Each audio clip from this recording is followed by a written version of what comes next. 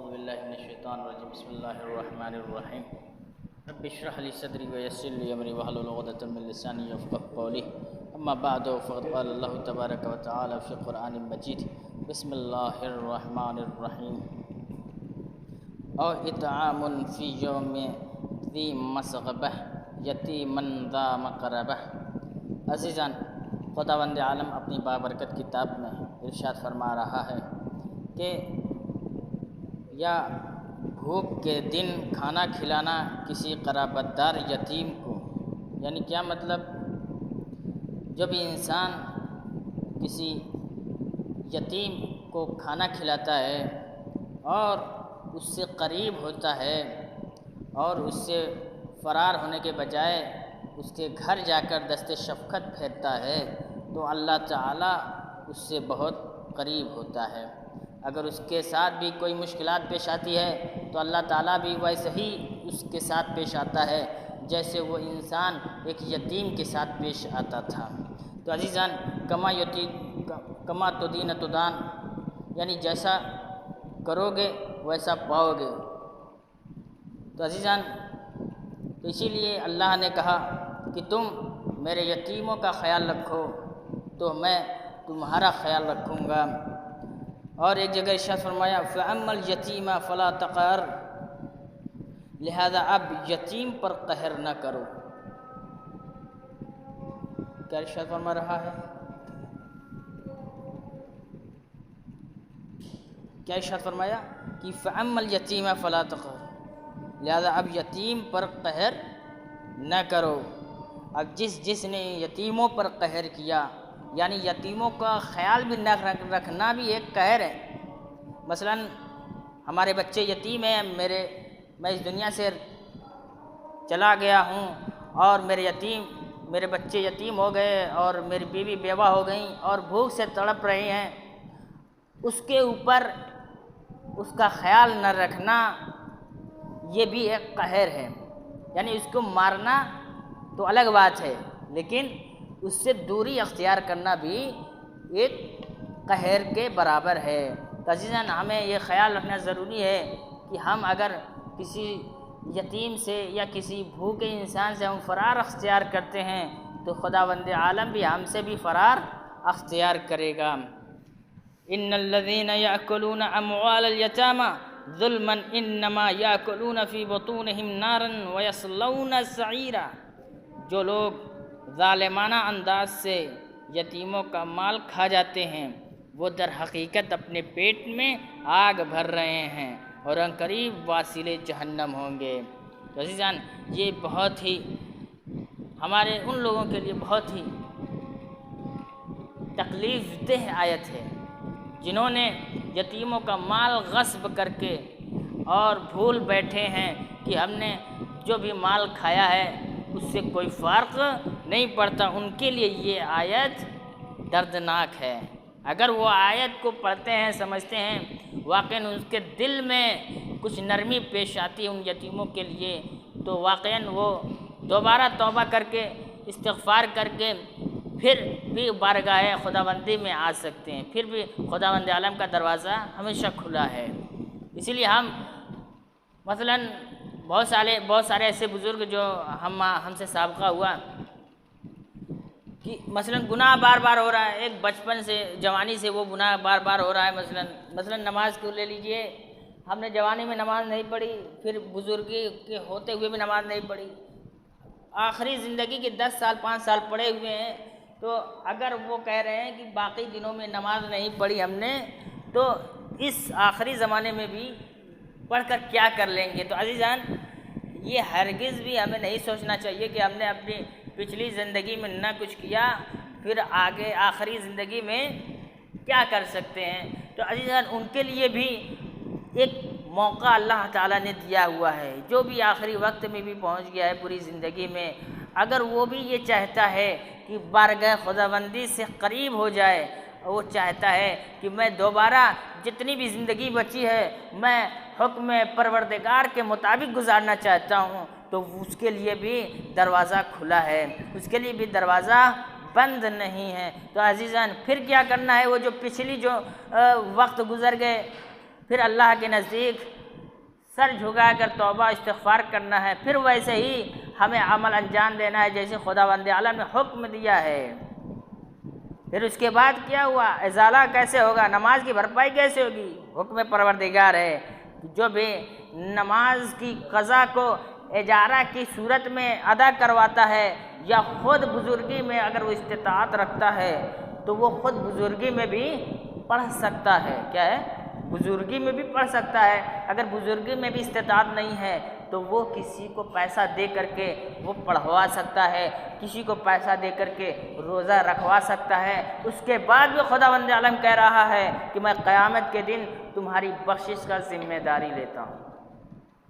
یعنی کہ راستہ اسلام نے کبھی کسی بھی صورت میں بند نہیں کیا ہے۔ اگر انسان کی آخری سانس چل رہی ہو تو خداوند عالم نے کہا کہ پروردگار اے رسول، اگر انسان کی ایک آخری سانس بھی چل رہی ہوتی ہے تو میری نگاہیں ایک آخری سانس تک ہوتی ہے کہ اگر وہ بندہ پلٹ کر آخری سانس تک مجھے پکار لے تو میں اس کی ایک ایک آواز پہ لبیک ہونے کے لیے تیار ہوں۔ اگر ہم خداوند عالم کا عزیزاً دل سے پہچان لیں گے تو کبھی ہم خدا سے دور نہ ہو سکیں گے۔ خداوند عالم ہم سے اتنا قریب ہونا چاہتا ہے لیکن ہم اتنا ہی دور ہونا چاہتے ہیں۔ کیا ہے؟ آخری سانس تک خداوند عالم کہہ رہا ہے اگر آخری سانس بھی بچی ہے، وہ بالکل آخری سانس میں اگر وہ کہہ رہا ہے پروردگارا میرے تمام گناہوں کو معاف کر دے تو خداوند عالم تیار ہے معاف کرنے کے لیے۔ لیکن عزیزان اس وقت کا انتظار نہ کریں، آخری وقت کا انتظار نہ کریں، کیونکہ جب آپ کا آخری وقت ہوگا، آپ نے دنیا میں کچھ نہ انجام دیا ہوگا تو سب سے پہلے شیطان جام پیالہ لے کر آگے بڑھے گا اور آپ کو اپنا جام پلانے کی کوشش کرے گا۔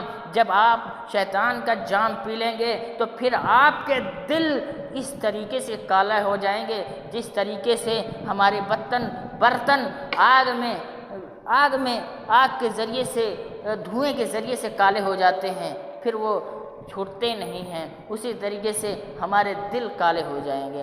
پھر وہ دل جب کالے ہو جائیں گے تو پھر خداوند عالم کو نہ پکار سکیں گے۔ اسی لیے ہم آخری وقت کا انتظار نہ کریں، جتنا بھی وقت رہ چکا ہے ہم خداوند عالم کے ساتھ قریب ہو جائیں اور جتنا بھی ہو سکے ہم آج سے ایک نئی زندگی گزاریں، اور وہ نئی زندگی ایسی ہو جو حکم پروردگار کے مطابق ہو۔ پھر اس کے بعد ہم پیچھے مڑ کر نہ دیکھیں، پھر جیسے ہی مڑ کر دیکھیں گے تو پھر طرح طرح کے خیالات آئیں گے کہ پروردگارا ہم سے زندگی میں یہ ہو گیا، میں اب کیا کر سکتا ہوں۔ عزیزان توبہ کرنے کے بعد پیچھے مڑ کر نہیں دیکھنا انسان کے اندر ایک صلاحیت ہونی چاہیے۔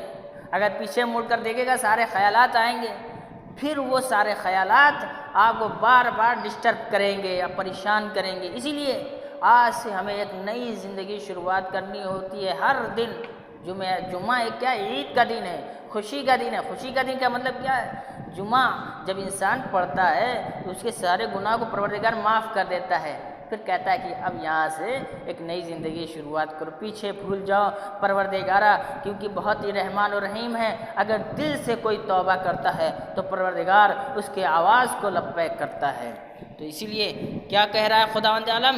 جو لوگ ظالمانہ انداز سے یتیموں کا مال کھا جاتے ہیں وہ در حقیقت اپنے پیٹ میں آگ بھر رہے ہیں اور عنقریب واصل جہنم ہو جائیں گے۔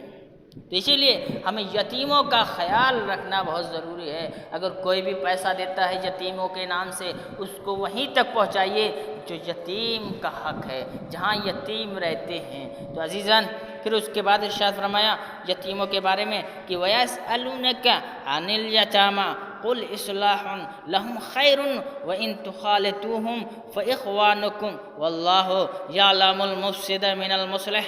اور یہ لوگ تم سے یتیموں کے بارے میں سوال کرتے ہیں تو کہہ دو کہ ان کے حال کی اصلاح بہترین بات ہے، اور اگر ان سے مل جل کر رہو تو یہ بھی تمہارے بھائی ہیں، اور اللہ بہتر جانتا ہے کہ مصلح کون ہے اور مفسد کون ہے۔ کیا ہے؟ یتیموں کے بارے میں کوئی بھی اگر سوال کہتا ہے تو کہہ دو کہ ان کی حال کی اصلاح بہترین بات ہے، اس کی حال چال لیا کر، یہ ایک اچھی عادت ہے۔ لیکن ان سے مل جل کر رہا کریں یتیموں کے ساتھ، ایسا رہا کریں کہ کبھی محسوس نہ ہونے دیں کہ اس دنیا سے اس کے والد کا انتقال ہو گیا ہے، یا اس دنیا سے اس کا کوئی سایہ نہیں رہ گیا ہے۔ اور خداوند عالم بخوبی جانتا ہے کہ اس کے ساتھ جو رہنے والا ہے، اس کے ساتھ اچھا کر رہا ہے یا اس کے ساتھ رہنے والا ہے وہ برا کر رہا ہے، ہر انسان کی نیت سے خداوند عالم باخبر ہے۔ امام علی علیہ السلام نے فرمایا برو ایتامکم، اپنے یتیموں کے ساتھ نیکی کرو، یہ امام علی علیہ السلام کا فرمان ہے۔ پھر قال علی بن ابی طالب کافر الیتیم والمسکین عند اللہ من المکرمین، حضرت علیہ السلام نے فرمایا کہ یتیم و مسکین کی کفالت کرنے والا خدا کے نزدیک معزز و مکرم ہے، یہ حضرت علی علیہ السلام کا ارشاد ہے۔ کوئی بھی انسان قال الامیر پھر من رعى الایتام رعی فی بنی ہے، جو یتیموں کا خیال رکھتا ہے اس کی اولاد کا خیال رکھا جائے گا۔ اگر انسان کسی یتیم کا خیال رکھتا ہے پھر وہ دنیا سے رخصت ہو جاتا ہے تو اسی طریقے سے خیال رکھا جائے گا جس طریقے سے وہ کسی دوسرے یتیم کا خیال رکھتا تھا۔ تو اسی لیے کہ جیسا ہم کریں گے اللہ تعالیٰ ویسا ہمارے ساتھ بھی کرے گا۔ یہ دنیا کا دستور ہے کہ جیسا احسان آپ ہمارے ساتھ کریں گے ویسا احسان ہم آپ کے ساتھ کریں گے، ہر انسان کا دستور ہے۔ بچے کھیلتے ہیں، اگر کوئی ایک بچہ ایک دوسرے کے اوپر ہاتھ رسید کر دیتا ہے تو وہ بھی بچہ آگے بڑھ کر ایک ہاتھ رسید کر دیتا ہے، کیوں کہ اس نے کیوں مارا، پھر وہ بھی آگے بڑھ جاتا ہے۔ پھر اس کے والدین کے گھر شکایت پہنچ جاتی ہے تو پھر وہ والدین اس کے گھر شکایت لے کر پہنچ جائے ہمارے بچے کو آپ کے بیٹے نے کیوں مارا، پھر وہ بچہ کہے گا کہ آپ کے بچے نے مجھے مارا، پھر باتوں میں باتیں بڑھنی شروع ہو جائے گی۔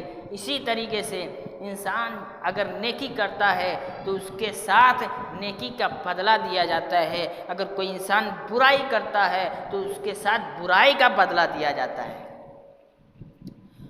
اور ایک جگہ ارشاد فرمایا حضرت علی علیہ السلام نے کہ کوئی بھی مومن مرد یا عورت جب اپنے ہاتھ یتیم کے سر پر پھیرتا رکھتا ہے تو پروردگار اس کے لیے ہر بال کے بدلے ایک نیکی لکھ دیتا ہے۔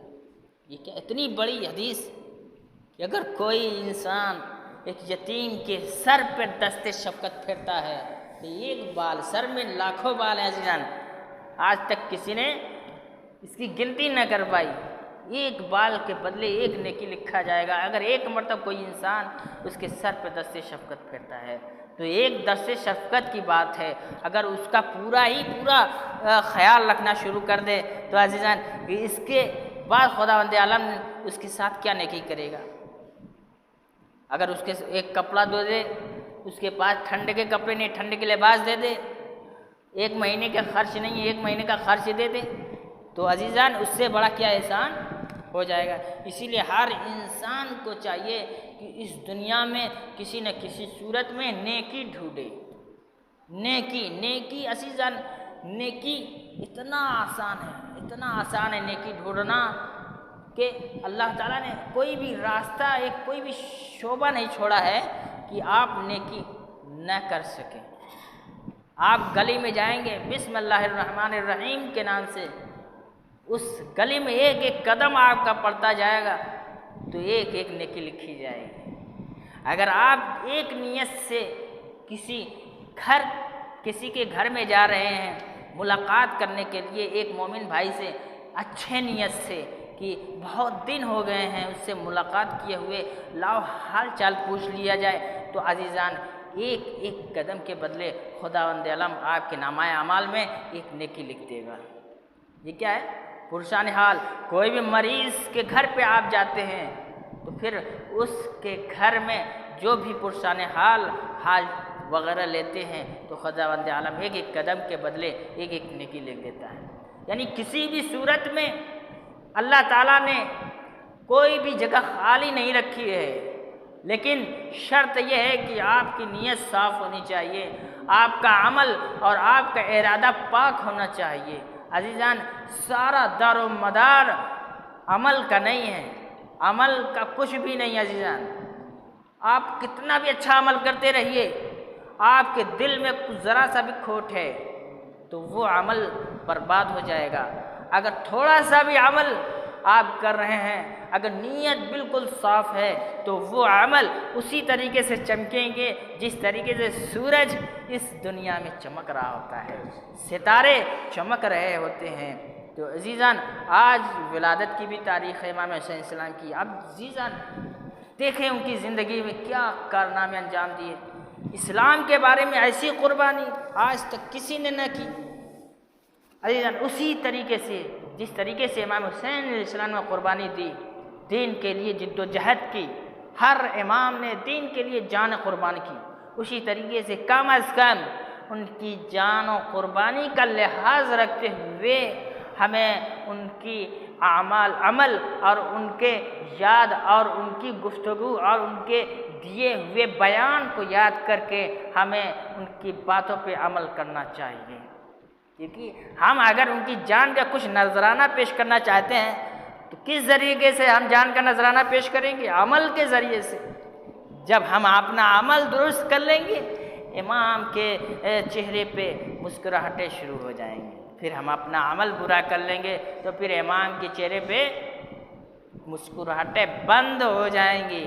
اسی طریقے سے پھر امام نے جگہ جگہ پہ جو بھی بیانات دیے صرف اور صرف دین کے لیے بیانات دیے، خطبے جگہ جگہ دیے صرف اور صرف دین کے لیے۔ کیا ہیں؟ جتنی بھی قربانیاں ائمہ علیہ السلام کو چھوڑ دیجیے، انبیاء علیہ السلام نے جتنی بھی قربانیاں دی، اصحاب کہف نے دیکھ لیجیے صرف اور صرف ایک بھی دنیا میں کلمہ گو نہیں تھا، وقت تمام ہو رہا ہے، ایک بھی دنیا میں کلمہ گو نہیں تھا، لا الہ الا اللہ محمد الرسول اللہ کہنے والا نہیں تھا، صرف 7 نفر نے اتنا ظلم و بربریت کا دور اس زمانے میں عزیزان ہمت باندھنا، اپنی جان کی قربانی داؤں پہ لگا دینا، پھر ان حکومتوں سے بغاوت کر کے باہر نکلنا، پھر لڑائی لڑنا، پھر غار میں چھپنا خداوند عالم کو اتنا پسند آ جاتا ہے، پھر 300 سال تک اس کو اسی طریقے سے حفاظت کرتا ہے جس طریقے سے ایک ماں اپنے بچے کی حفاظت کرتا ہے۔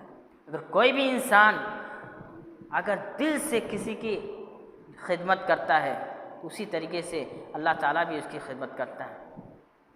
تو اسی لیے خداوند عالم سے دعا ہے یہ ہے کہ جتنے بھی اس دنیا میں یتیم ہیں، بیوائیں ہیں،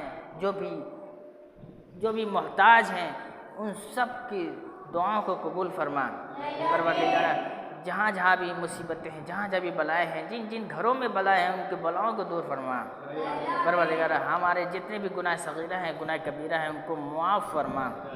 پروردگار جہاں جہاں بھی فقیر مسکین رہتے ہیں ان سب کے غریبوں کی دور فرما۔ پروردگار جہاں بھی مسافر میں، حضر میں جو بھی انسان اپنے حاجتوں کو لیے پھر رہا ہے ان کی حاجتوں کو پورا فرما۔ پروردگار ہمارے امام کے ظہور میں تعجیل فرما، ان کے اعوان و انصار میں شمار فرما۔ فتقبل منا انک انت السمیع العلیم۔